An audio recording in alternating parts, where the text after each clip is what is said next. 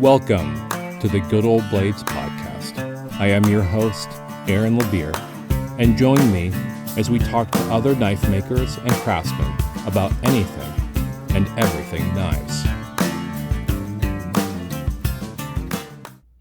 John Horrigan at first glance screams hooah, a true military man, law enforcement officer, and firefighter. But with many of my guests, it's what's below the surface that brings us together. And Horrigan is no different in that a wealth of creativity and artistic ability brews behind steely eyes and an upright demeanor. John started making knives in 1982 and has achieved his Master Bladesmith accreditation with the ABS. But even with his many achievements and awards, John is one of the most humble and intelligent makers I have ever known. What's more, John's eye for artistic expression, balance, and utility constantly show up in everything he touches. I think this is important to note because of the sheer variability of mediums he tries out, whether it's his heirloom quality Bowie knives or automatic knives with stone inlays, daggers, swords, tomahawks, real-world fighting knives, or slip joints. You can tell John made them, and what's more, you know he's thought through the process with reverence and his artistic pioneering soul. It's hard to pick one or even a few things that I like about John's work. I love it all.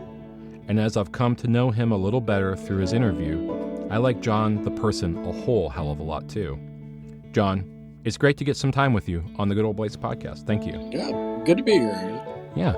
So is this your first podcast? It is. First, hopefully not the last, but the first one I've ever done. Yeah, I'm actually surprised on that, especially with as much as you get talked about in knife circles and whatnot. But it's a extreme pleasure to have you on and to be able to talk knives and life with you. Well, thank you. I appreciate that. Yeah. Well, we had a little bit of time when we were getting all this technology stuff figured out before the podcast to kind of get to know each other. And first, I think you deserve an introduction. I'd like you to kind of just maybe talk a little bit about life and whatnot, and how, I guess what precipitated you getting into knives, and then from there I have some questions to ask you that kind of go back to some earlier conversations that we had before we started hitting the record button. Does that sound good? Yeah, sounds good. I guess grew up on a farm in Maine, and I guess I started using knives at an extremely early age. I remember whittling a piece of white pine with my father, making it into a seal when I was about 7 years old. And I was butchering chickens and pigs, at about that age also. So I really kind of knew what I liked in a knife, shape-wise. And then we moved to Texas when I was 12. Climate wasn't that great in Maine. There wasn't any jobs either. So Mom didn't want us working at a five and dime for the rest of our life. So we moved to Texas and moved into outside of Austin, Texas, a little town called Sunset Valley. And I actually started making some knives out of car springs. And I'd read The Iron Mistress and watched the movie and was really intrigued with the Jim Bowie aspect. And really, if I have one knife, it's probably the Bowie knife. I mean, and that from that earlier age, I guess that was what influenced me the most about knives was his. And I made my first actual knife that I was actually fairly proud of in high school. And I was 16 years old, and it was shop class, and you could either make a plant hanger or you could make a knife, and you got graded on the piece. And I'd already made a plant hanger, so I'm like, I'm going to make a knife. And made a piece out of '01, had a cherry wood handle. The shop teacher pretty much did the heat treating and the hardening or the tempering for me because I didn't really know what I was doing at the time. And then I got graded on the piece, and my son actually still hunts and uses that knife every time he goes out to Colorado or New Mexico or whatever. And I've been kind of piddling with knives ever since. I joined the military at 19, was in the Ranger Battalion with my twin brother. And after 3 years, I kind of just said, there's got to be an easier way of making money than this. So I got out and got on with the sheriff's office. I was a deputy for a while.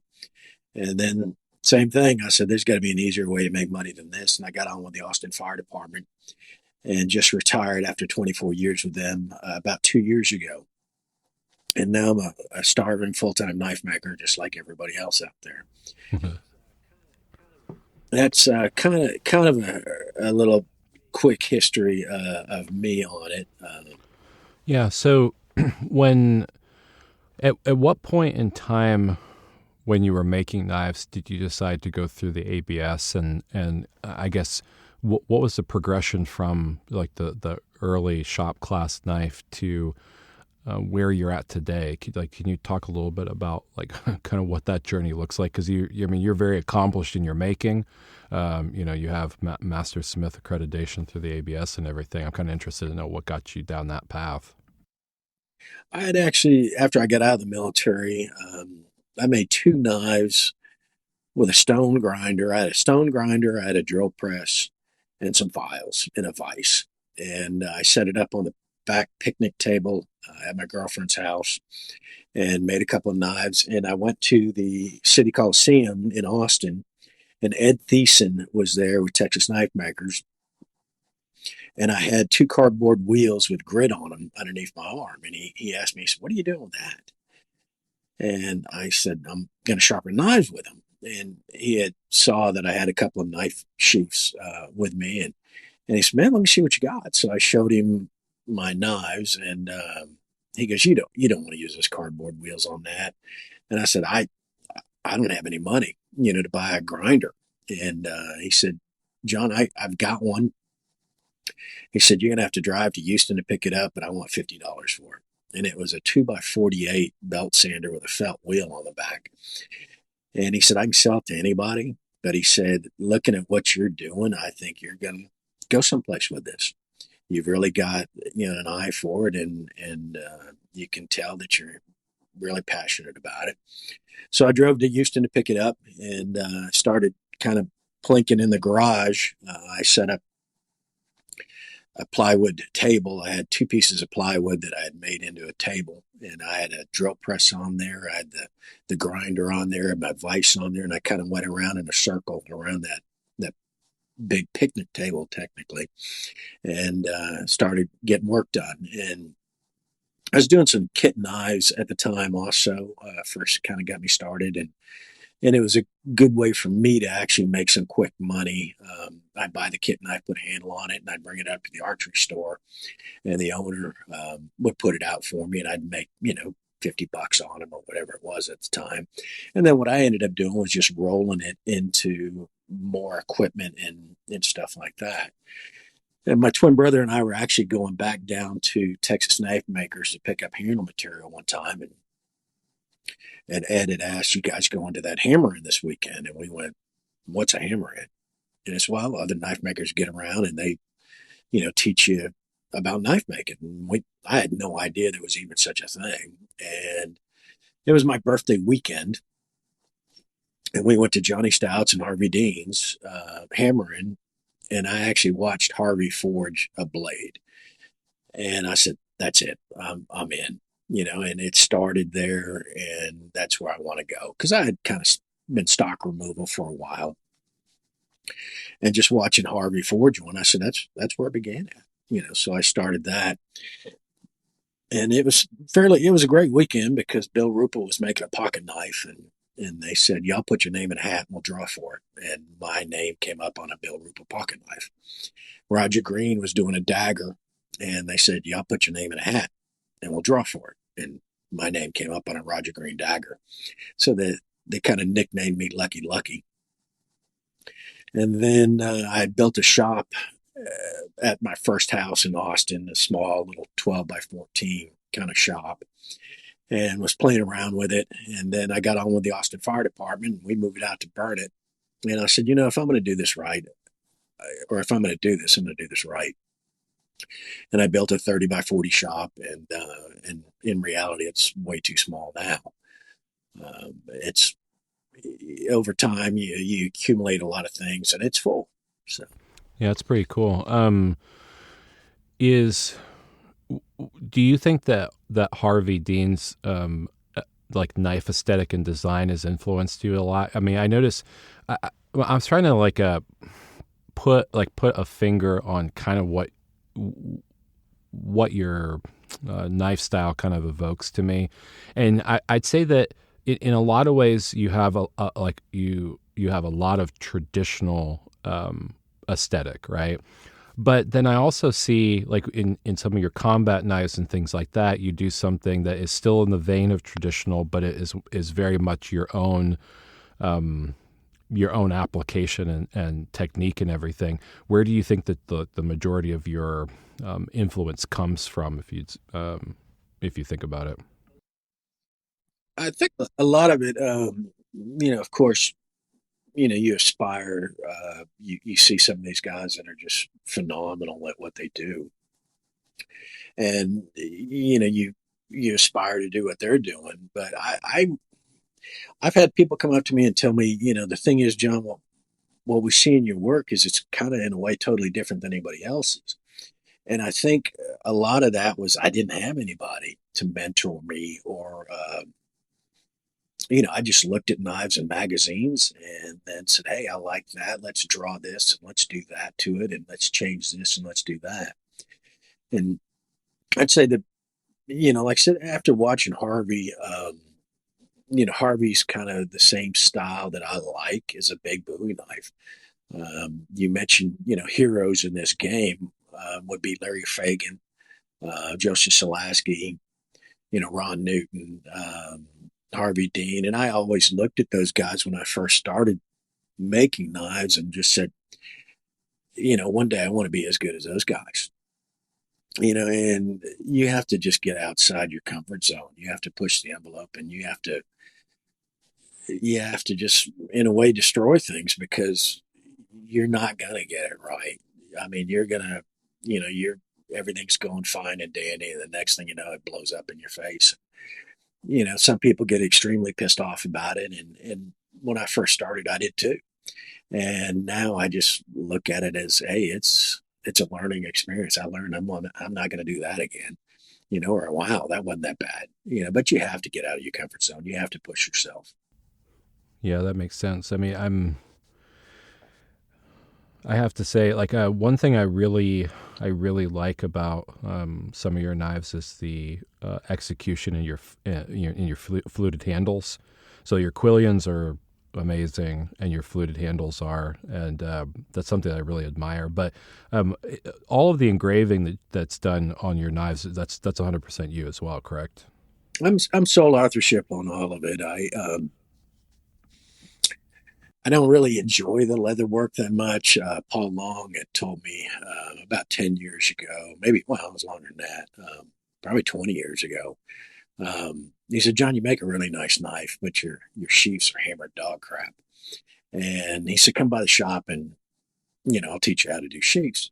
And Paul actually lives about 100 miles from me. And it took me another 10 years to actually get over there. I went out to cut up a tusk with Weldon Whitley one time. And on the way home, I stopped in and saw Paul and kind of learned from him. I'd been over to his shop maybe 2 or 3 times after that. And he showed me how he does sheaths. And then, I've kind of taken his influence and done some of my own styles of the sheaths. But the engraving is the same thing. It's sole authorship.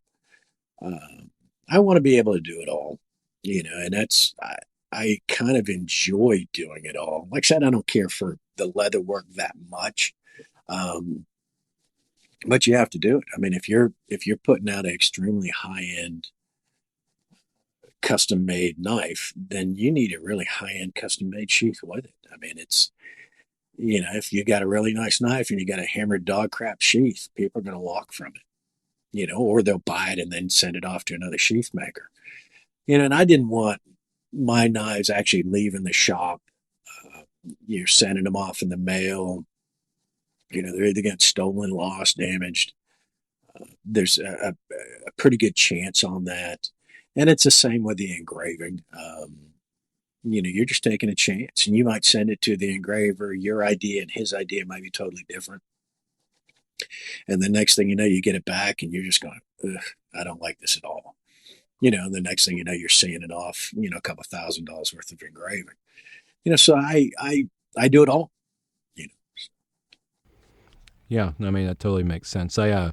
Somebody once told me that a knife in sheath is like a pantsuit. It's like you can't have one without the other, and they don't look classy by themselves. So I've gotten better at sheath making over the years, but I'm still I don't like it either. It's mostly because there's certain deficiencies that I have in it, and I've never just really sat there and tried to push myself to be an excellent leather crafter. At the same time, I'm trying to make push myself at knives, and I think that I need to work on that. It's always something that I've intended to do, but just haven't ever really gotten around to being a really good leather maker. I think my issue with it probably is, I don't do it as much as Paul does. It might take me a couple of months to make a really high end piece, and then I'll make another piece. So I've got 6 to 8 months in between leather working. So that now I'm coming back at it, and you're forgetting the simple things that you go, man, God, why did I do that?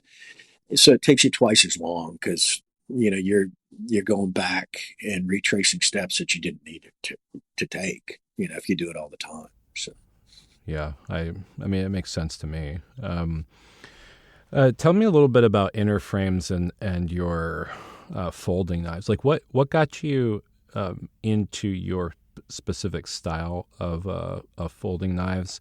And I'm also interested to talk to you a little bit more about your technique for like mother of pearl when you're doing. I guess it's checkering of sorts with the gold dots in them. they actually call that, it's actually called PK. Um, where it's actually raised into a diamond form or a really nice triangle. And you can do it a couple of ways. You can do it without the gold or with the gold in it. I like the gold in the center of basically the diamond. It just really makes it pop a lot more.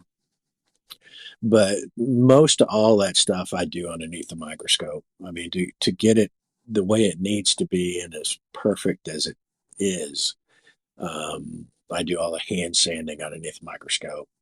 I put basically the center of the dot where the gold's going to go is done under the microscope. So you need certain tools to be able to do it. If you're a better machinist than I am, you might be able to set it up on your mill and cut it, with a mill. I'm just not that great of a machinist. I'm more of a beat it together with my hands type guy. Yeah, I mean the execution on it is amazing. It gives an artistic element to a knife that's just beyond normal. It's a very reminiscent of like the exhibition quality of Sheffield knives and whatnot. Is the piquet like a? Because I don't think I've ever heard it called that before. I mean, I've seen it, but I don't know a whole lot about the technique. Where did you learn that from? Was that like an old guard style, or did you just see it? Or No, I had seen it before and then just figured out how to do it.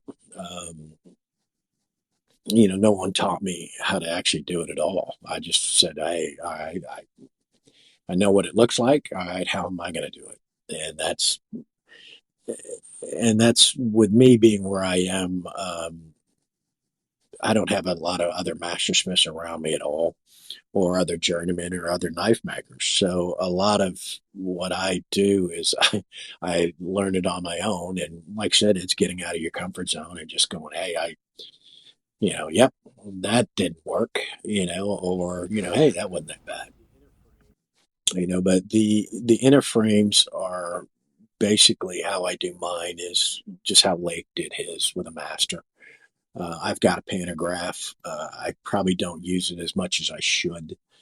A lot of these guys are better at the same thing with a pantograph than I am. I do it. I use the pantograph on certain things, but Majority of my work is basically just like Lake did. It's old school. Yeah. Is it a 3D pantograph? I've got a Deckel GK21. So Okay. Yeah, I was Craig Brossman. I'm sure that you guys know each other. He and I have been talking about pantographs because he wants to do interframes too. And we've been talking a little bit about the difference between 2D and 3D and how to set them up and whatnot. I've always liked the idea of a 3-dimensional, but I don't really have the room for it. well, like I said, in reality, you really don't need it if you do it, how Lake does it. I mean, you don't need a pantograph, so.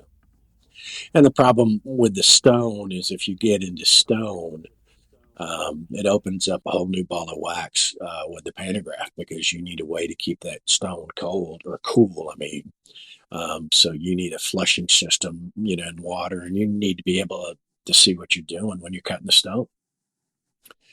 So I do it totally different. Like I said, it's basically how Lake did it. So. Yeah, that makes sense to me. I think, man, I don't know. I'm interested. We were talking a little bit before recording, like I mentioned about pricing and figuring out like your own personal aesthetic and things like that. I'm interested.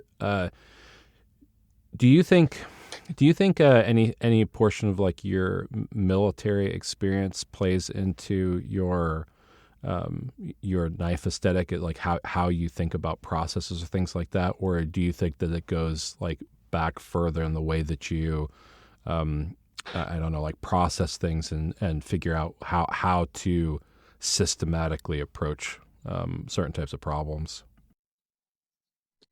I think it's a little bit of both. I'm very good at jury rigging and looking at a problem and trying how to solve that problem. And I tell people one of the greatest things I really enjoy is making jigs. I like making jigs to basically make the knife. And I told everybody working in the fire department, I actually worked 56 hours a week, and then I drove in an hour, and an hour, 24 hours later, I drove home. And then sometimes I'd get off and I'd run warrants for the police department on the side. So I didn't have a lot of time to make knives. So I had to figure out a way to do things faster but get the same results that I wanted. And it was through jigs. So, and it just, the military, and the military style knives, I tell people, people call me and say, hey, I want a military fighter. What would you recommend? And I recommend a stainless steel blade. I recommend a sandblasted or, bead blasted blade. I recommend a Kydex case. One, these guys in the military can't keep, um, that blade clean. They can't, you're out in the weather the whole time. You're, getting rained on. There's things that if you make that blade out of Damascus or whatever, that blade's going to rust, especially if you're in a special operations unit or anything like that. The stainless steel blades, you don't have to worry about it. The leather sheaths, you can't jump with a leather sheath, so it has to be a Kydex case. So when someone wants something from me, that's what I recommend. Hey, let's go with stainless blade. Let's go with Kydex case. Let's go with a linen micarta handle because it's like almost like Kevlar. It's kind of bulletproof. Let's darken it up a little bit with sandblasting so it doesn't shine at night. And then I want a knife that is extremely functional. In the military aspect. I mean, I want something that, if I got to slide this in between somebody's ribs, that it's going to do that. I don't want a round nose blunted, thing. And it's also, you don't want them too big, you don't want them too small, and you damn sure don't want them too heavy. The Marine Corps loves heavy. I mean, you give the Marines something that, the heavier the better. But, if you're already kitted up and you're, your kit's 100 something pounds. The last thing you want to do is strap on a 2 pound knife. So keep it light. Keep it medium size, um, and then stainless. Yeah, that's all good advice. Um, what do you think like the overall weight limit should be on a fighting knife or a general utility knife in the military? I don't know. I'd be really guessing Aaron on that. I mean, I couldn't tell you what my fighters weigh. I really don't. Um, it's the same thing when I tell people that just get a knife made. Everything has to flow, and it's even the weight of that knife has to flow in a way. I mean, if it's too damn heavy, it's the last thing you want to be carrying. I mean, it's go skin an elk with a very uncomfortable knife in your hand.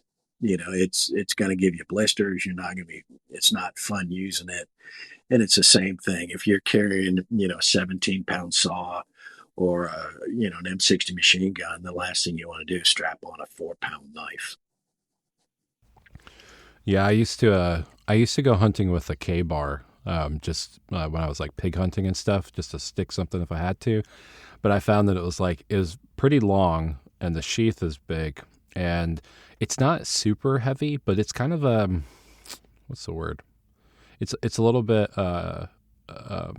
awkward to carry around all the time, and I just didn't like the additional weight and size.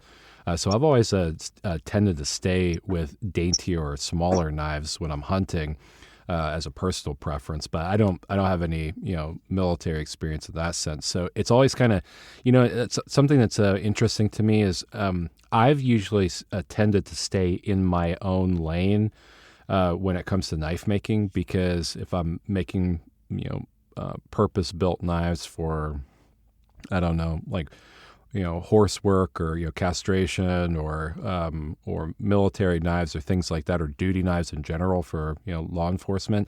There's a lot of things I just don't really know about it, and it just takes a lot of R&D, and the feedback loop and whatnot to do all that stuff is kind of beyond sometimes what I want to do. I mean, I know that might sound lazy, but I'm a lot more effective with hunting knives because that's what I've done so much of. Well, I think also, your everyday carry in the military, you're going to be cutting open your MRE with it. You're going to be cutting 550 cord with it. I mean, if God forbid that you ever need, your long gun goes down and then your handgun goes down and you're in a knife situation, you're really screwed. Um, you want a knife that's functionable, that, you can cut sausage with it. You can cut 550 cord with it. Something that you're going to be using every day. This big, case style Vietnam Bowie. It's fine and dandy, but it's not something that you really want to carry. Yeah, yeah, and I've also noticed that amongst military personnel, price seems to be a factor. Like, I have a buddy who's done. Well, he's a ranger and did a bunch of ops stuff and contract work after he got out, and he was saying the tool of choice is a normal Gerber, like a Leatherman style utility knife combo. He said that's like 99% of what he used Yeah, I mean, you in can. I service. mean, there's just so much more. Yeah, so much more you can do with that.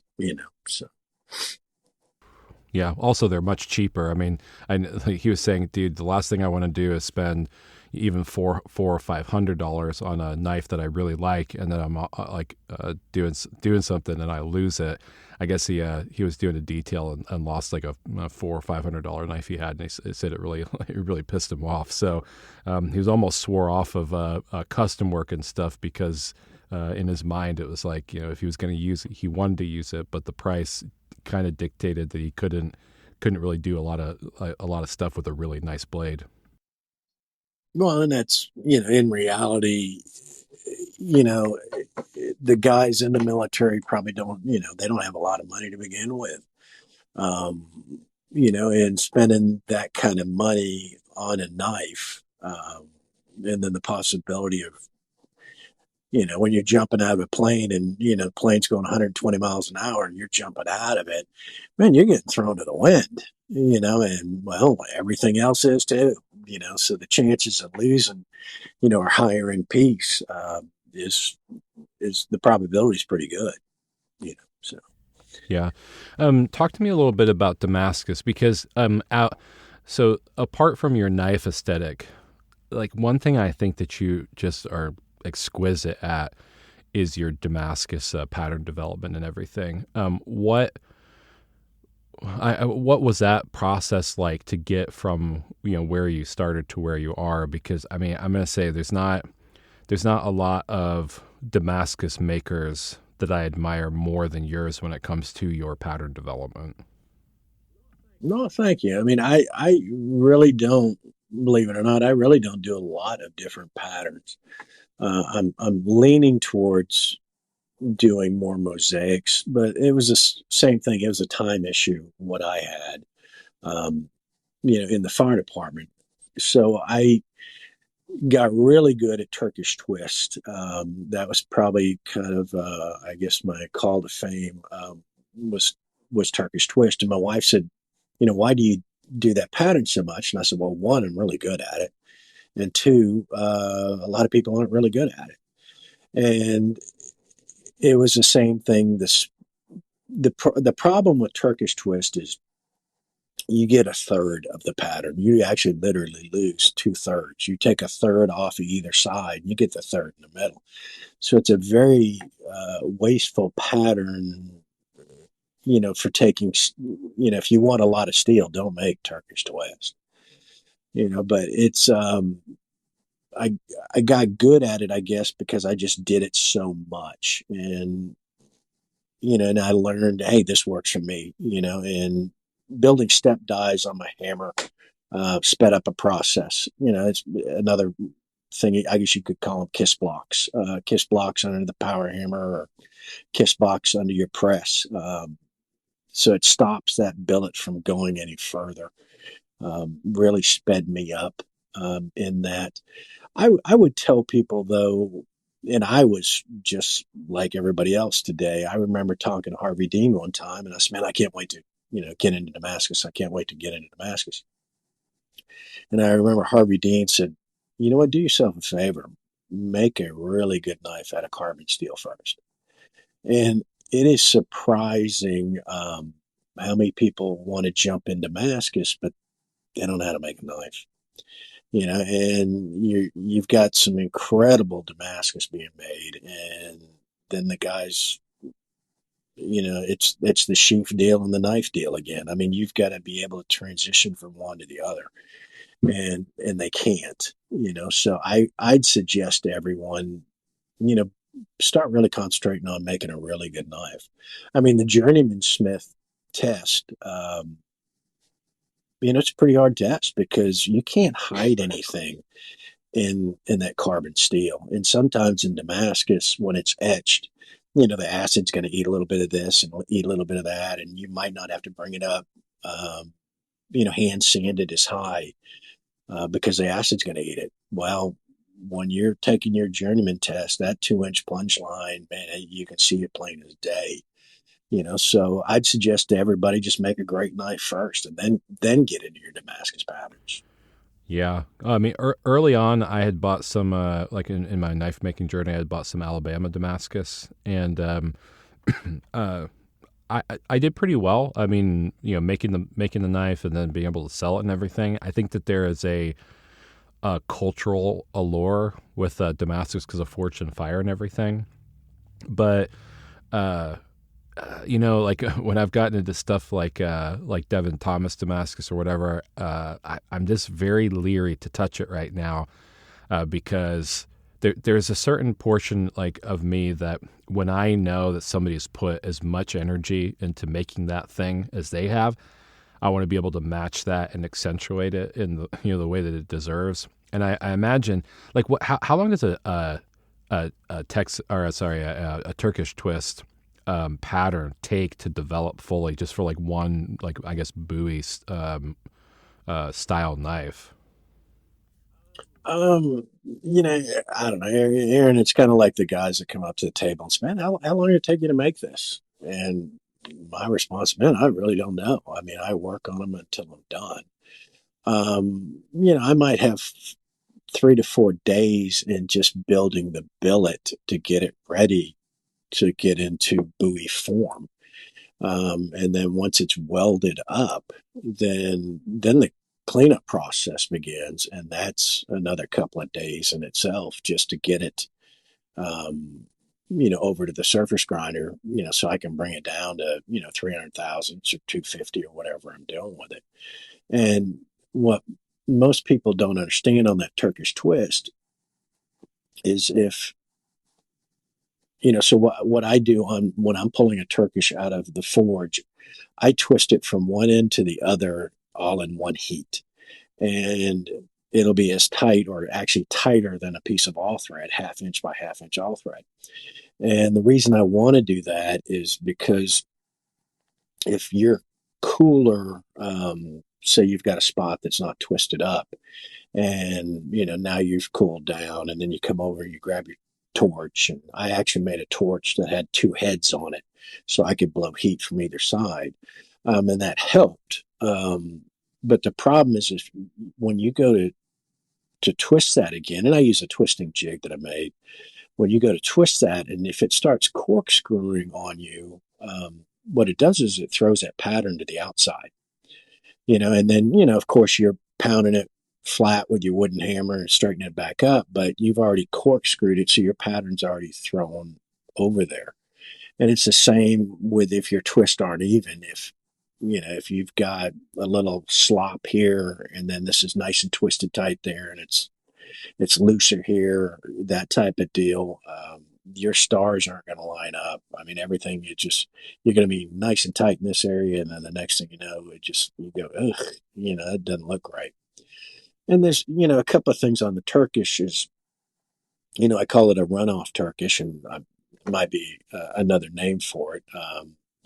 But it's where you just stack. And I usually do a 6-bar billet of Turkish. So I've got 6 individual right, left, right, left, right, left type stuff. And then you can weld it.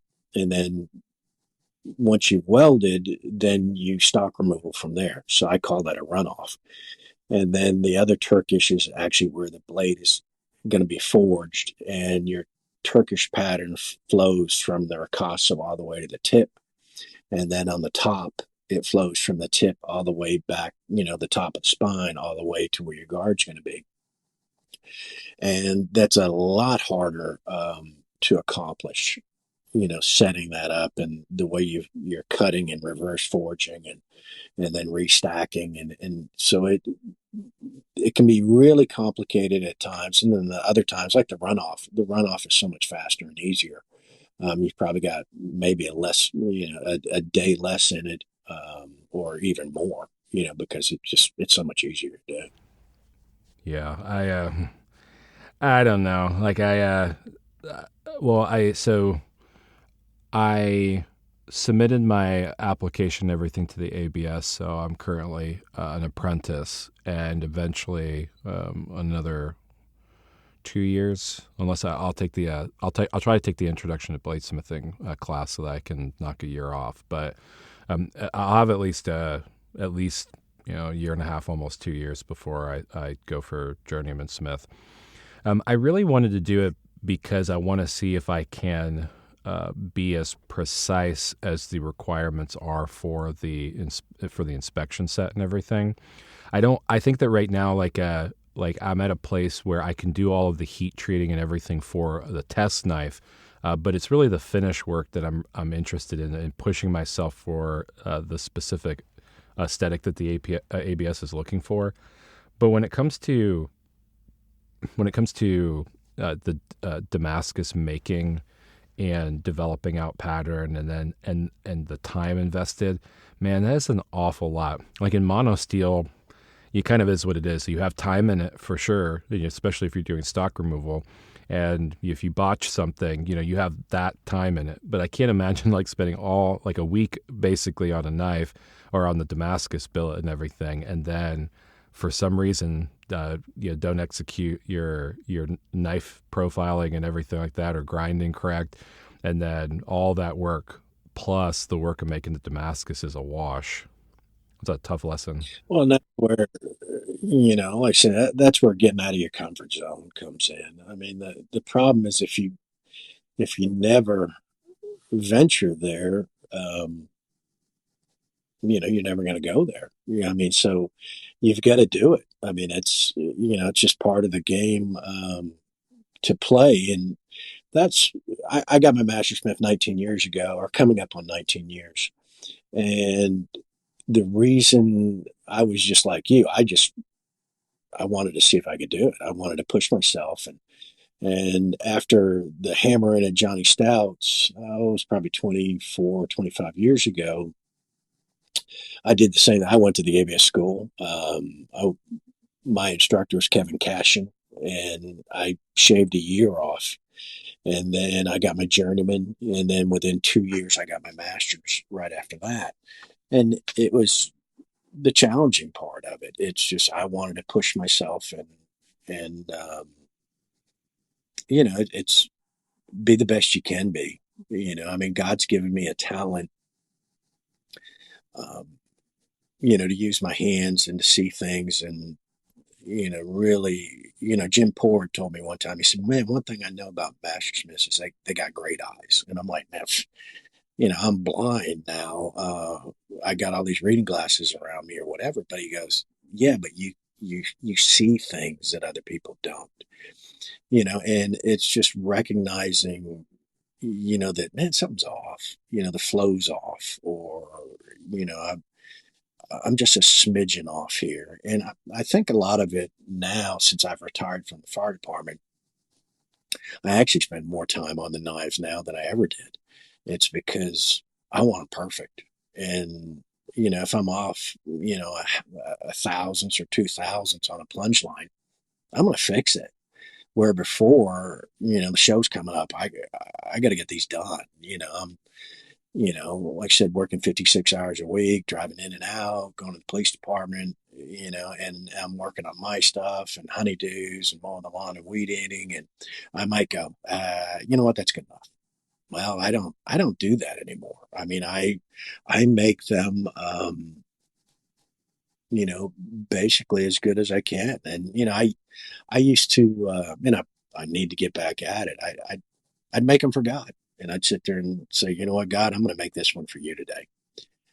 And if I did that, guess what? You're going to do your best work. I mean, it's going to the man, so, do the best work you physically can on it. And Kurt Erickson actually told me that one time. He said, John, show them through your work, show them through your work. And that's what I try to do is just, stay humble at it and just show them through my work. Oh, that's I it's a great perspective, because there's I think there's one element where we get closer to our maker, and that's being able to create something ourselves. Is to understand that there's a lot of there's a lot of forgiveness in creation, but then I also think about there's some stories in the Bible, like I think in the Old Testament, like what made Abraham or David or other figures like that pleasant in God's eyes, right? And I've often wondered about that with myself and kind of like the character I try to develop. And I also think about that in knives too, like what's pleasing in my eyes with what I'm creating, and how does it not just perform, but does it meet all those specifications and whatnot? And man, knives in so many ways, and I think it's one of the reasons why I feel so enriched by them, is that as much as they are a physical thing, they're also a very philosophical thing that you can really delve into. Maybe some of those questions in belief and spirituality and creation and whatnot too. So that definitely makes sense to me. Well, and we had mentioned it earlier before you started recording, but it took us a while to set this up. But I tell everybody, my wife had got onto me one time because I was always saying, I make high-end knives. And she goes, "You need to quit using that word." And I'm like, what do I call them then? And I kind of determined, if someone asked me, "What do you do?" Well, I do art in a knife form. And I tell everybody it's my Picasso, it's my painting, and I'm lucky enough that I've got a little pension coming in from the fire department. So I make knives because I love making knives. I don't make knives to sell in a way. I make knives because I love making knives, and I'd be making knives for free and giving them to the grandkids and stuff like that if it boiled down to it. But I think a lot of it helps if you've got the artistic ability to begin with. I mean, I've flint knapped arrowheads. I've made dogwood arrows. I've made boat arc bows. I've made long bows. Um, I've painted. I've drawn. And if you've got that artistic ability to begin with, it really helps you out because you do recognize the flow and that's the biggest thing in all of this. It's flow. I mean, if you could be the best engraver in the world, but if you're engraving a piece and you've got one spot just isn't right, your eye goes right to it. I mean, your eye recognizes just something isn't right, and everything has to flow. Yeah, I'm interested to explore that more with you. I want to talk a little bit about your brother, and we talked a little bit before about kind of going over this, but so Robert had passed in 2005, but I want to, if you can, I want to talk a little bit about him and about your relationship as a twin and everything, and and kind of what happened to him a little bit, and then I want to ask you some questions that are in about your craft, and then how it relates to him and his life. Well, it was growing up as twins was pretty incredible. I mean, we're identical twins, and we're 7 minutes apart. Uh, so I grew up with my best friend, and his death really affected me pretty severely. It set me in a pretty bad depression, suicidal depression for a while. Lasted about a year and a half, um, and then finally, God one day just said, "John, this isn't about you anymore. It's about me." And as part of the Ranger Battalion, it's just you never quit. I mean, just and I tell people, from going through that, tomorrow gets better. And if tomorrow doesn't get better, next week gets better. And if next week doesn't get better, next month gets better. And it's having, the never quitting attitude. The guys that never quit. I mean, it's like going through SEAL training or whatever, that you, you look at somebody and the guy, went up and rang the bell or, Ranger Battalion, you're going for Ranger School and the guy quits in Ranger School and you never would have thought he would have done it. And it's just having that intestinal fortitude just to continue. And I learned, just like the amputee, to live without half of me. I do tell people one of the greatest things that ever happened to me was my brother dying because he brought me back to God. And it was God that got me through what I needed to get through. And, I couldn't have done it without him. The cool thing about, Bob being in the military, that $50 knife grinder I bought, I screwed my neck up in the fire department, and they kind of gave me a $5,000 little check saying sorry about that crap. And I went and bought my first baiter, and I sold my twin brother the grinder for $50. And Robert got into making knives, made knives about 5 years before he was killed, and I wanted to test him underneath me for his journeyman, and then eventually, we'd be twins, in the ABS as mastersmiths together. And that didn't happen.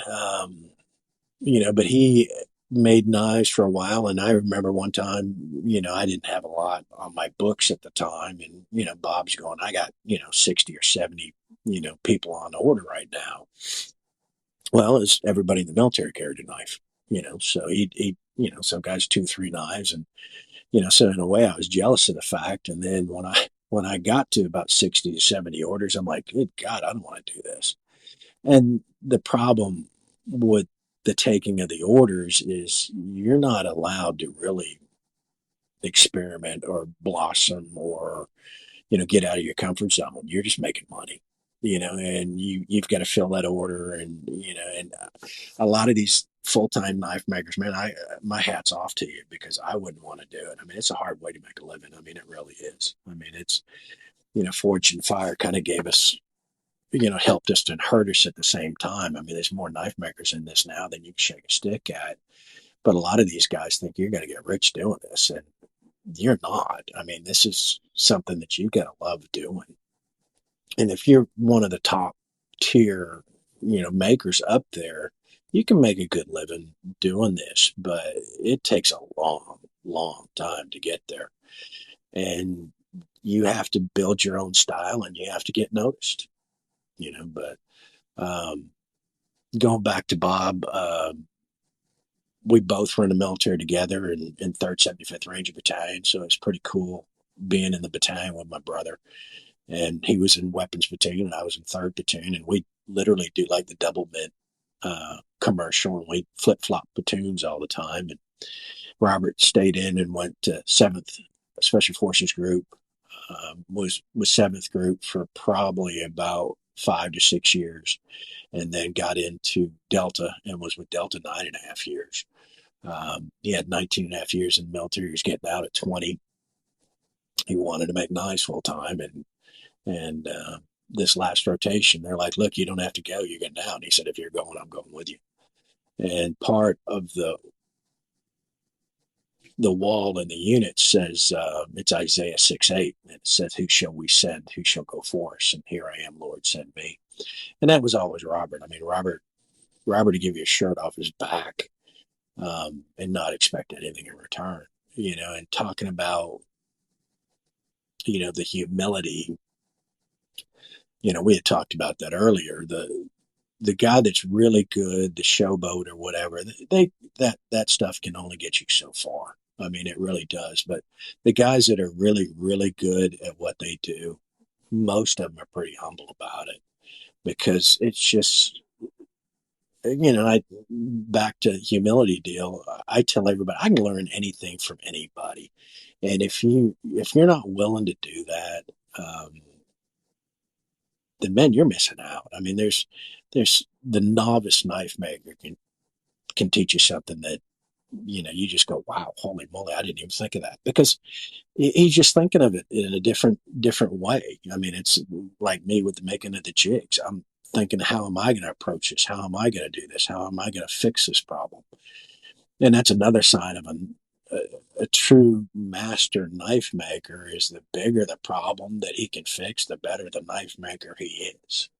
So Yeah, when I with y'all being identical twins, I've heard before that twins, identical twins specifically, are kind of one mind, not like necessarily two individuals, although you exist in that space, but think a lot alike and sometimes have intuitions that almost verge on telepathy.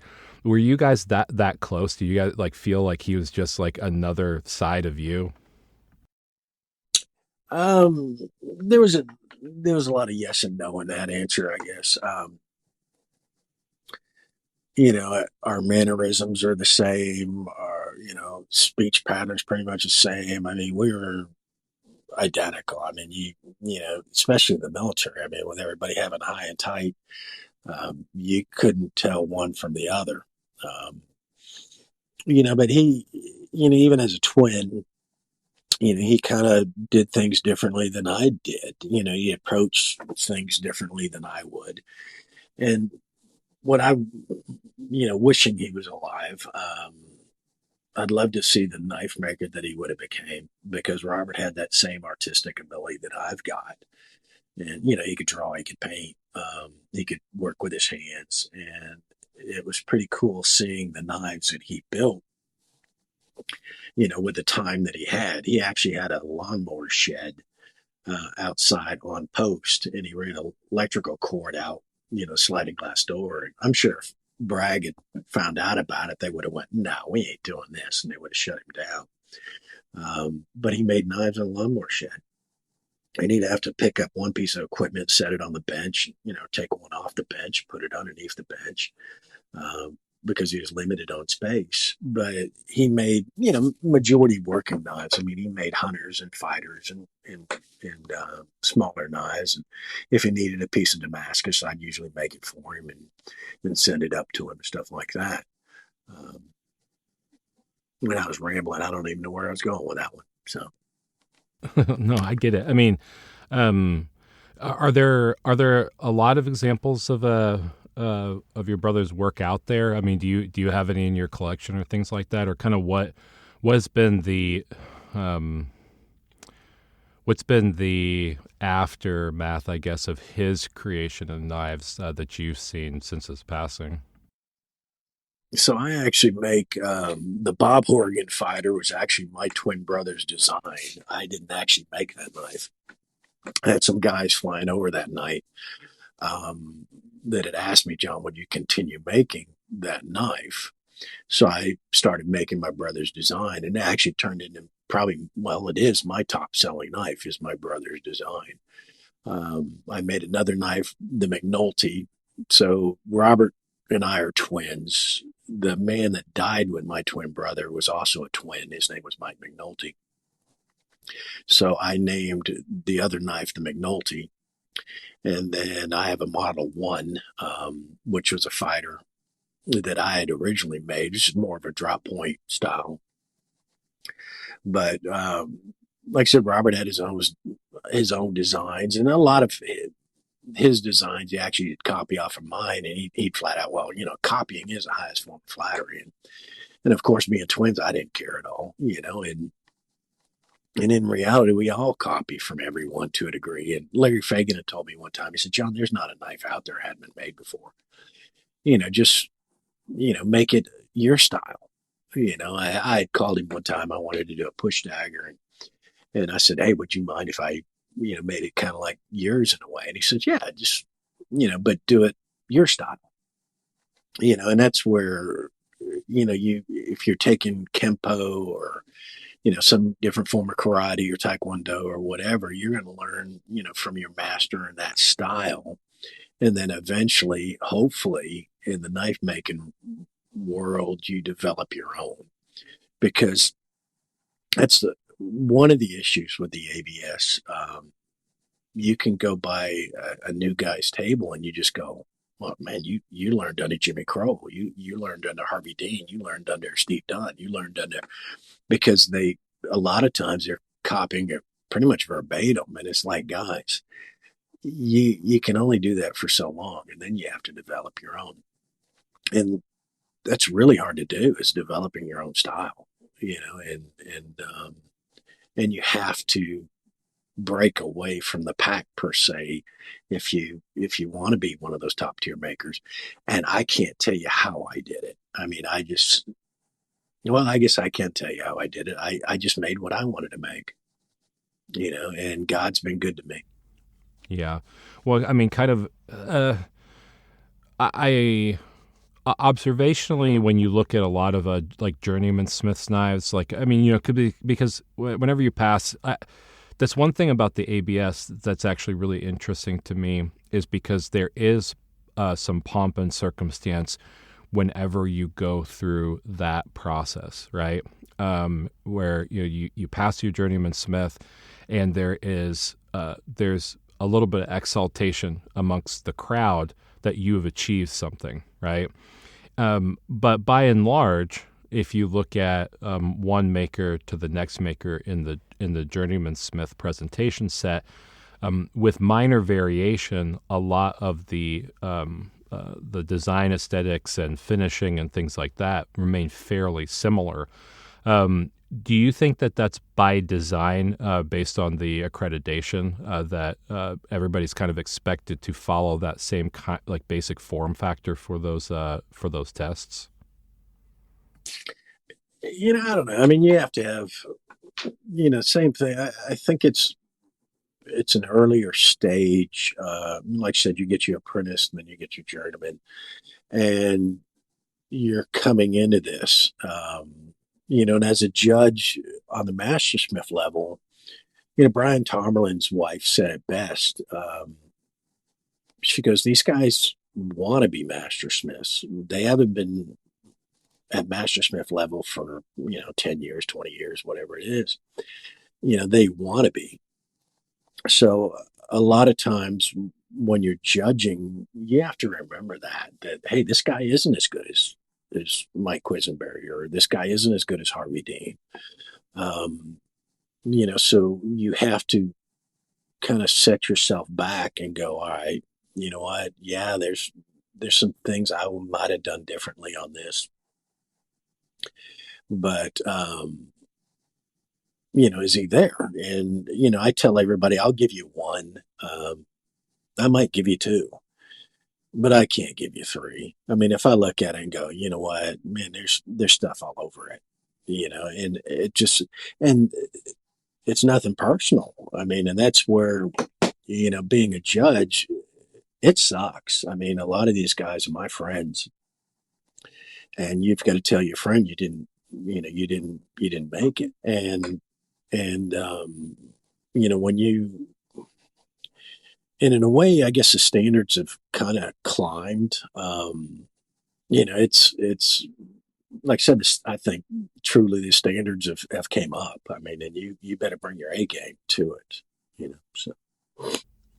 No, and I agree. I think that somebody who interests me. I first, I think, became aware of him with the Alex Steele YouTube channel and everything like that, was Will Stelter. But I've actually been incredibly impressed with the way that he's taken not only his ABS journey, but what he's doing with smithing and whatnot in his own direction, because he's arguably able to conform to the standards of journeyman smith and everything, but his presentation set is like he had the expectation met on fit and finish, but his aesthetic and everything is very clearly his own take on what the judgment requirements and everything are. And he for his involvement in what he was doing with YouTube and everything, and then how he kind of went out on his own, I really have been impressed in the way that he's turned that into his own thing. Well, and that's where we talked about that earlier. Will's doing a great job because I mean, he's a younger guy. He knows how to use YouTube and Instagram and stuff like that. And I'm that guy that beats it together with a hammer. And I can barely use my phone per se. And the thing I would say about Will, though, what we had talked about earlier, is you have to be passionate about what you're doing, and to give 110% to everything you do on it. I had a guy came out one time. He's a collector, and he actually is a preacher. And he said, "John, I'll give you a quick story." He said there was a painter, a very famous painter, that had painted the Last Supper. And he asked the novice painter, he said, "What do you think of my painting?" And he says, "You don't love him." And he says, I didn't ask you about my relationship with Christ or bring that up." And the young novice said, "Well, if you loved him, you'd have painted him better." And he said, "You love what you're doing, and you can tell in your work you love what you're doing." And I think Will's got that same same thing going. I mean, Will loves what he's doing. And, you know, the great thing about, you know, a kid with that kind of energy, you know, a lot of people are taking him under his wing. You know, Henning Wilkinson's a friend of mine, and, you know, he went over there, spent time with him, and he spent time with Niels, and he wants to come here. Steve Schwartzer, you know, so a lot of people have opened up doors for him and helped him along the way. But he's extremely passionate about what he's doing. Yeah. Well, and I've kind of wondered. It's hard not to, in some ways, with the interconnectedness of things, try to compare yourself or draw comparisons with other makers or things. I've always felt like it's really difficult for me to get a nod from other makers, and I'm interested sometimes in if that is because of a lack of passion, or if it is that I'm just not focused on the right things. But interestingly enough, when I kind of refocus myself to, I guess, thinking more about what am I doing in my knives for myself, and then started this podcast, I get a lot more, I guess, industry acknowledgement for what I'm doing in a podcast versus what I was doing inside of, making knives themselves, which is kind of weird how all that works out. You know, one thing I would say, you know, I kind of like to, I guess, give credit where credit is due. Johnny Stout had told me one time, he says, you want to be a better knife maker, surround yourself by better knife makers than you. And he's 100% right. I mean, it's kind of like these guys that are testing for master, and they just go in and test. And it's like, man, did you show them to anybody? I mean, did you really show them to, you know, guys that are currently, you know, at mastersmith level and doing some phenomenal work? You know, because, you know, if you're just going in there blind and, you know, you can't see it yet, man, you're going to hurt yourself. I mean, you only get 3 times, you know, to attempt for your mastersmith. So don't use them up fast, you know. But if you surround yourself by better knife makers than yourself, then you're going to strive to become one. You know, and Denzel Washington had said that. I mean, it just, you know, as an actor or whatever, get around better actors. You know, get around better people. You know, just in life in general. You know, if you're surrounded by people that love you and everything else, then you're going to usually love people back. You know, so you know, go up to these knife makers, you know, that you respect and say, hey, if you got a minute, could I get you to look at my stuff? And some of them, you know, don't do it in the middle of the show. I mean, it's kind of, you know, they're trying to, you know, this is their business. They're trying to make money, you know, living at this. You know, but, you know, maybe bring the guy out to eat, you know, or whatever. Hey, you know, can I treat you to dinner? Would you look at my stuff or whatever? And I'm not saying that you have to do that, but, you know, give him, you know, the time to finish up the show. And, you know, if he's gracious enough to really look at it, you know, but I'd suggest, you know, Tim Foster told me one time, you know, if a guy comes up to me and says, you know, hey, would you look at my knives? And Tim, his reply was, what do you see wrong with it? And if the guy goes, man, there's nothing wrong with it, you know, Tim would usually go, well, yeah, I don't see anything wrong with it either. You know, and you know, that guy doesn't want to know the truth. You know, the guy comes up to you and says, man, nitpick it to death. You know, and I mean nitpick it. You know, and the bad thing is, in a way, testing for that master smith. Man, your knives have to be nitpicked. I mean, the scrutiny level. I mean, you got to go through them. You know, and don't just go to one master smith. Go to, you know, 5 or 6 or whatever. You know, you're going to spend 6 months making these pieces. You know, spend, you know, a week or 2 on the road driving to the guy's shop or whatever you have to do, because it's worth it in the end. You know? Yeah, and I mean, in a situation like that, do you ever feel? Well, I think I know the answer to this because you know what I've gathered from being able to talk with you. You're a very very humble guy, but do you ever feel like there's the maker that uses your station or celebrity is probably the wrong word, but yeah, I mean, there's like you're a ace knife celebrity, right?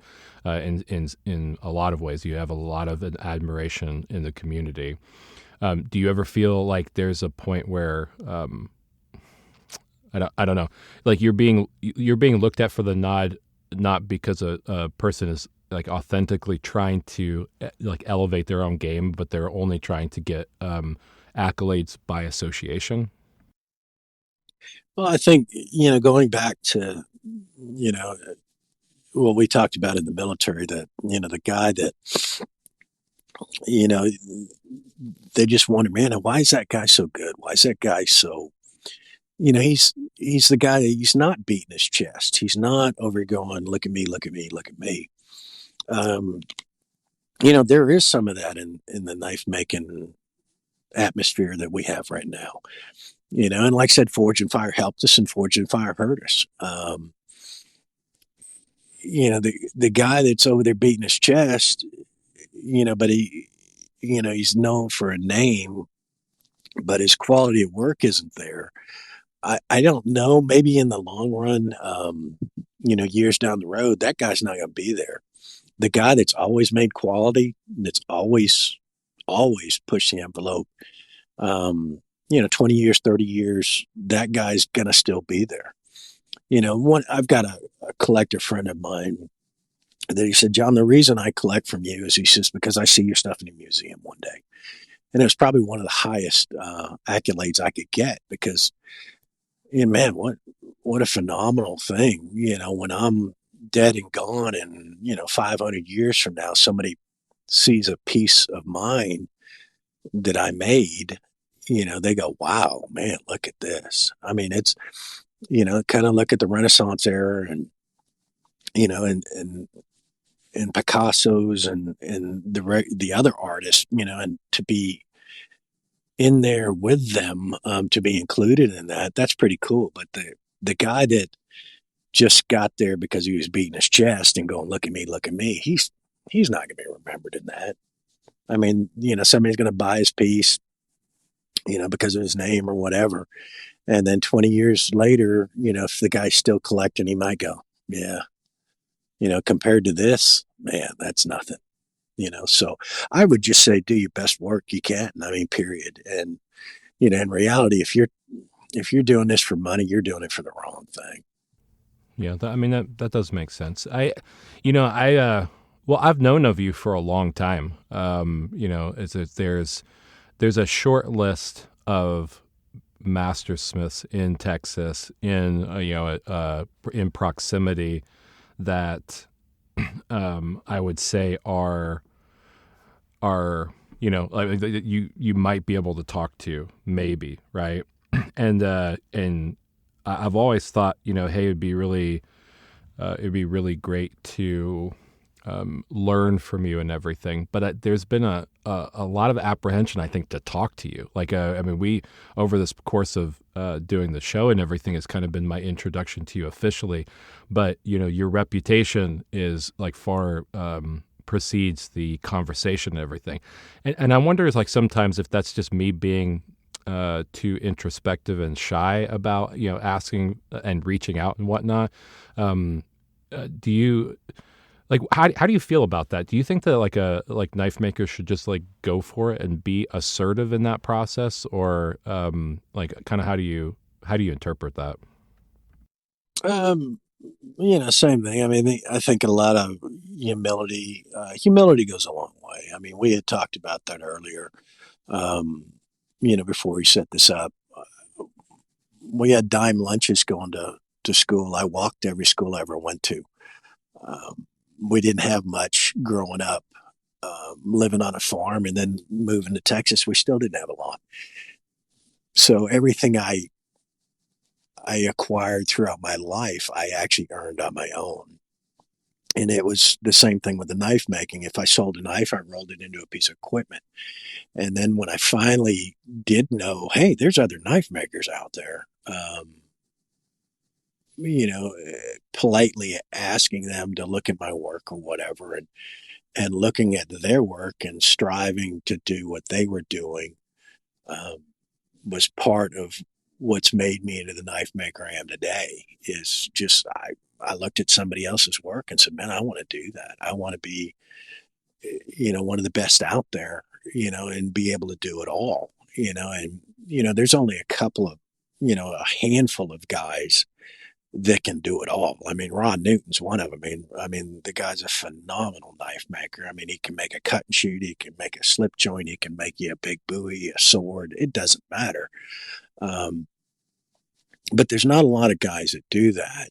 There's a lot of, mostly what you do is you stay comfortable.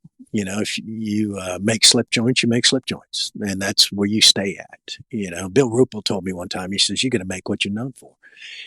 In a way, yes, if you're trying to make a living doing this, but I want to do it all. I mean, I do a lot of the slip joints or the automatics, the switchblades and stuff, because I like the challenge of it. I mean, building a switchblade, a flush button switchblade, I might have 8 to 10 days in making this piece just to get it to function. And it's like building a rifle or a pistol. I mean, it's, the sear, the disconnector, all that, if you're off 1,000s, things don't work, so it's the challenge of it all. I would say that's probably what's made me, if I had one thing as a knife maker to say, it's the challenge of everything. I want to be challenged by something. I want to be, the best I can be, um, doing it. Yeah, that makes sense. Do you think is there a portion of you that takes pride in the fact that you've cultivated kind of like your drive and the way that you look at knives in isolation of sorts? I mean, is a better way, I guess, to ask that is like when you get down the road and like doing things your way, do you find after a while that that's something that you actually have some confidence in, that you'd rather do things your way than reaching out and asking everybody else to do things their way? Um, Not really. I mean, if somebody's already, done it and they're good at it and they're willing to share that information with you, why reinvent the wheel? When, if the guy doesn't mind, hey, yeah, you can do that, and, um, but learning it on your own, I do some classes here, and what I wanted to do in teaching was I wanted basically accomplished knife makers that just wanted to go to the next level, that they were going to test for their master smith. So, all right, let's do a dagger class. Bring your dagger. Uh, I don't. I don't really want to try and teach the guy that's never made a knife. That isn't me, because the problem with that is I know me, and I want you to go home with a really nice knife. And you know what? Guess what? I'm going to be making your knife. And because you don't know how, I don't want you to screw it up. And that's that's not fair to you, and it's not fair to me. I mean, I don't want to build your knife. I mean, I want you to be able to make the knife. I just want to take you and tweak you to get you closer to being able to pass that test, and just to make you a better knife maker. So that's why, I do some classes. I do probably 1 to 2 a year. That's all I do. Um, but I guess I'm rambling on that because the question, I don't really remember the question on that. So, Yeah, no, I mean it makes sense. I mean, the original question is like, do you get headstrong about being in isolation, and that's like where you derive your pride or whatever, and then you don't, you just kind of like work in your own space, or do you reach out?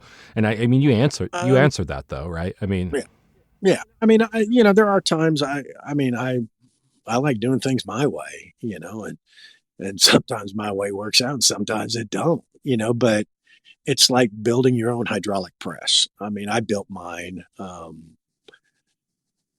can fix it if it breaks down.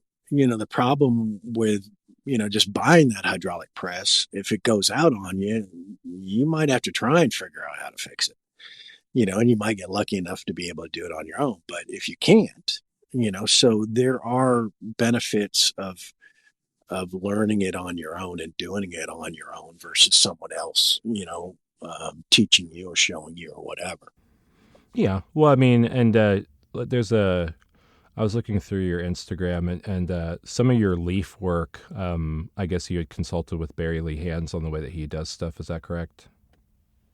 I liked what Barry was doing, and the same thing. I said I can do this, so I basically had figured out, how Barry was doing it, or I would say I figured out how I was going to do it. Um, and I really and really admired Barry's leaf work out there, and he gives classes on it, and at the time I just couldn't afford what Barry wanted for a class. Um, so I just said, all right, how am I going to do it? So I figured out how to do it. And it's it's that same thing. It just don't give up just because you don't know how to do it. Just keep doing it until you figure it out. Yeah. I mean, all that makes sense. I hmm. I feel like I probably could ask you a lot more questions and things. I know that we said that we probably try to keep this under a 3 hour interview and everything like that. But um, you know, I think that I'm interested like in what you're going to be doing with some your slip joints focus, like doing some of those things. What is there anything about like you going down that mechanism more that interests you, and that's like any like a deciding factor for you choosing slip joints versus I guess any other mechanism like liner locks or whatever? I do some lockbacks, I do the automatics, and the slip joints have just intrigued me. It's to me it's more, I guess if I had one time period, it'd be the Renaissance time period. I mean, that's kind of what I like doing. And the slip joints have been around for God knows how long, so I tell everybody I'm old school. I beat things together. I use my hands. I don't do a lot of computers. I don't, computer illiterate, so you're lucky I'm even on this talk show at all. But I wanted the challenge of the slip joints, and and also, if you only make one thing, if all you ever make is push daggers, your your pyramid base is very narrow to sell to people. But if you do everything, if you can make slip joints, if you can make lockbacks, if you can make automatics, if you can make Bowie knives, daggers, swords, tomahawks, fighters, then you've got a lot bigger base that's going to buy from you. So it's broadening those horizons, open up a lot more doors for you. Yeah, well, that makes sense. I there was originally I had gotten into wanting to make slip joints because the market for fixed blades was pretty well saturated. I noticed that as the economy started having problems, there was like a sales lull and everything. So I was like, I'm just going to do something different. I've always carried like a slip joint of sorts or whatever. When I was growing up, there I had a two trapper muskrat, and I always loved them. My grandfather, well, both grandfathers were World War II vets, and they had a ton of slip joints, just of different configurations. But I think that's one of the things that interests me about them is because there are so many different configurations, and they all have their own technical challenges. Whether you're doing, I mean, you could do one blade, obviously, in the most simplistic sense, but then there's other things like, I mean, lockback whittlers or Stockmans or Congresses or things like that. And it always boggles my mind with the old Sheffield guys and everything with how they were able to do so much and to such a high a standard of quality with so little. And so, I mean, it was all forged and ground out and things on very, simple tools compared to our technological standards now. So there's definitely a lot of meat on that bone if you push far enough into it. I just I don't know sometimes if I have the patience to deal with some of the more complex configurations and slip joints. Well, and that's we're going back to the challenge of things. I got lucky. I went to Bill Rupel's shop a couple of times. He took me under his wing, and my problem with the slip joint deal back then was working full time. I wanted to make slip joints, and I kind of was going, you know what, I don't have time. I'm working doing this, and then the show's coming up, and I've got to make stuff that sells, and I've got to, make things I know how to make in a way. So it hampered me by not sticking with it. And the same thing, Tim Robinson's a good friend of mine, and Tim's like, man, come on up, So I went up and we're working our slip joint together, and he's helping me out there, and it's some of these guys, if you're willing to take a class from somebody, and yeah, the guy needs to make a living or whatever, he's going to charge you for the class, but you learned 40 years of his knowledge. And what's 40 years worth? I mean, it's man, that's pretty incredible. I mean, and in reality, it's kind of like taking the ABS course. The ABS course is a 2-week course for intro class, and it's not bad expense wise. But if you could do a one-on-one with a mastersmith, you're going to be better off, because you're getting a one-on-one. It's going to cost you a lot more, but you just learn 40 years of knowledge from this guy. Um, and having those guys that are willing to teach you, go out of their way for you, is pretty special. Oh yeah, yeah, and like speaking of Tim, like Tim and I are good friends, and I'm always amazed at his mind and the way that he thinks of slip joints. It's not just mechanisms, though. It's like ways to proceduralize certain operations to make sure that, like, when you get down the road and you're ready to hammer that thing together, that everything aligns correctly.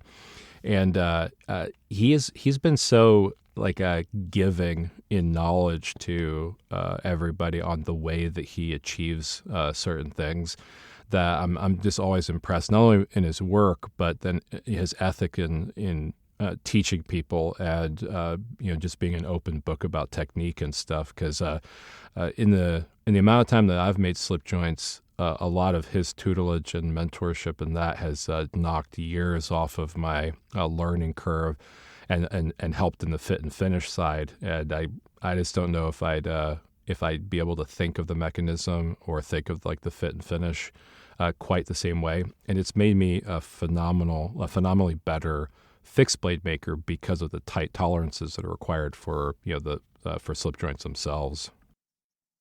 Yeah, we had talked about that earlier. I tell everybody, if you can get into folding knives, your straight knives are going to be so much better. I mean, it's because your tolerances have to be there. I mean, like I said, if you're off 1,000s on some stuff, it ain't gonna work. And so it transitions, and it just makes you a better knife maker. And um, I'd say the biggest thing is just get out of your comfort zone. Do things that you're just not comfortable doing. You know, and if a guy like Bill or Tim is willing to take you under their wing, spend some money with them. If that's what it's going to take, because you're going to learn from them, and the humility of Tim and Bill Rupel and a few other guys. That's where they are today. Is because of that. And I call a lot of them my friends, because they go out of their way for you when you do call them. And it's a vice versa deal. I mean, if it's you scratch my back, I'm more willing to probably scratch yours. So. Yeah, no, I agree. Well, on that note, I'll let you go. I owe you a steak dinner at some point in time when we can meet up. I didn't realize how close we were together comparative to the state of Texas. But, it's an honor to talk to you and to be able to pick your brain. And I hope that I could have you on the show in the future, because I'd like to really get into some of the technical sides of Damascus and technique, some of those things that you do, where maybe you can explain a little bit more in a process-driven manner, like kind of what to look for, because I think that's one disparity between what we see like as makers in picture form and what it is in technique form. Like I'm mystified by Damascus. I just can't wrap my head around all the different setup and geometric adjustments and things like that need to happen. And all that's really fascinating to me. But I definitely think that there's some space in future conversations to talk more about, just talking about like a PK or whatever and it being done. I didn't even know that's what it was called. And I think stuff like that is very helpful to makers, because then they can search it out themselves, if there's resources available, to kind of understand a little bit more how that works in their own shop. And you're a wealth of knowledge for sure. Well, I'd tell you on that. And Aaron, there's better guys to talk to out there than me on that. Like I said, I'm very limited really in my mosaics and stuff I do. I don't dive around a lot. I've got people that ask me, how many, art pieces do you do a year? And, I might do 4 to 6. I might do 4 to 8, but that's it. So, I don't have a lot of time to play around on the Damascus. So, I make basically the pattern I want to make, and then start working on the knife. So I'd say, in reality, man, I can turn you on some guys that really know what they're doing, and you'd be better off. I can teach you and talk to you about some of the patterns I do, but the broad base would probably be better going to someone else. Spoken like somebody with true humility, and I appreciate that for sure. But anytime you want to sit and talk and chat and delve into other sides of knives, you're welcome. You get a free pass to come on the show anytime you'd like. Well, buddy, I appreciate it. Thank you very much for having me on. Yeah, it's an honor. You have a good one. Okay. Thank you for listening to another episode of the Good Old Blades podcast. Remember that you are loved, and God bless.